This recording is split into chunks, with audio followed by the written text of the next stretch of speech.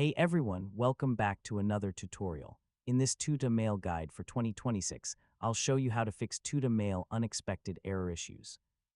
Whether you're seeing an unexpected error while logging in, sending emails, opening your inbox, managing settings, or using the mobile app, there are several troubleshooting steps you can take to resolve the problem.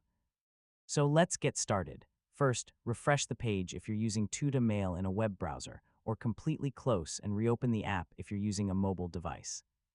Temporary glitches can often trigger unexpected error messages and may disappear after a restart. Next, check your internet connection. Tuta Mail requires a stable connection to communicate with its servers. Weak or interrupted connectivity can sometimes result in unexpected errors. If you're using a browser, try opening Tuta Mail in a private or incognito window. This can help determine whether browser extensions, cookies, or cached data are causing the issue. Another useful step is to clear your browser cache and cookies. Corrupted browser data can interfere with account functions and generate unexpected error messages. And that's how to fix Tuta Mail unexpected error issues.